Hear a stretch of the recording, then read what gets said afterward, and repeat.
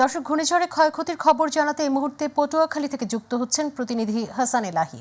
হাসান, পটুয়াখালীতে ঘূর্ণিঝড়ের প্রভাব কেমন দেখছেন, এখন পরিস্থিতি কেমন দেখছেন?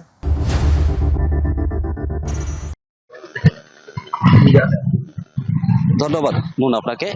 আপনি জানেন গত পরশুদিন সৃষ্ট ঘূর্ণিঝড় রামেলের প্রভাবে পটুয়াখালীর গলাচিপাতে ব্যাপক ক্ষয়ক্ষতি হয়েছে।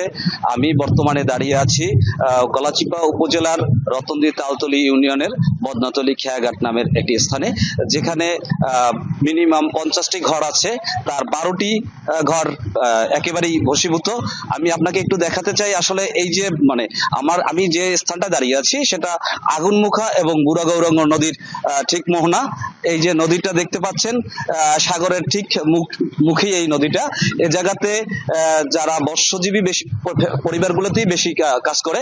আর এই ঘাট থেকে চরকাজল, চর বিশ্বাস যে ইউনিয়নটি আছে সেটা আপনি দেখতে পাচ্ছেন যে একেবারে নদীটা প্রায় 7 কিলোমিটার আছে। এই নদীর এই পাড়েতেই বর্ণাতলী খেয়াঘাট। এই খেয়াঘাটে মিনিমাম 50টি ফ্যামিলি দোকান দিয়ে তাদের জীবিকা নির্বাহ করে। সেই দোকানের 12টি দোকান একেবারেই ভস্মীভূত হয়ে গেছে। এবং আমি যে স্থানটা দাঁড়িয়ে আছি একটা পল্টনের উপরে, সেই পল্টনটি এখন কয়েকটি দোকানের উপরে উঠে গেছে। তো এই এলাকার যে দোকান ব্যবসায়ী আছেন, আমি একটু তাদের সাথে কথা বলতে চাচ্ছি। আপনি তো এই জায়গার ব্যবসা করেন কত বছর? এই 10-12 বছর। আসলে আপনার দোকানের এখন কি অবস্থা? এখন দোকান নাই, নিশ্চয়ই দোকানের উপরে এই পল্টনটা আছে, 2টা দোকানের উপরে। আর এই আরাম বইছিতে 50টা দোকান আমার ক্ষয়ক্ষতি হয়েছে, কিন্তু 12টা দোকান হয়েছে একদম নিশ্চয়ই আমরা শূন্য, কিছু নাই। এই আর পুরো আমি আরেকটু কথা বলতে চাই এই এলাকার সিপিপি প্রধান মোহাম্মদ শাকিল খানের সাথে। শাকিল খান, আপনার এই এলাকাতে রেমেলের কি পরিমাণ ক্ষয়ক্ষতি এবং কি পরিমাণ আঘাত আনছিল, প্লিজ বর্ণনা তো রাখলে হবে। আসলে আমি সিপিপি ইউনিয়ন লিডার। আমরা দুর্যোগের শুরু থেকে আমরা কাজ করতেছিলাম, কিন্তু এই আমাদের যে দোকানগুলোর অবস্থা, এখন এই বাজারটা সবচেয়ে বেশি ক্ষতিগ্রস্ত। এবং আমাদের এই ইউনিয়নের দক্ষিণে গ্রামোদ্দন নামক অংশে 3টা জায়গা দিয়ে বেড়িবাঁধ ছিঁড়ে গেছে। তাতে গ্রামোদ্দন গ্রাম টোটালটাই প্লাবিত হয়ে গেছে স্যার, প্লাবিত হয়ে গেছে।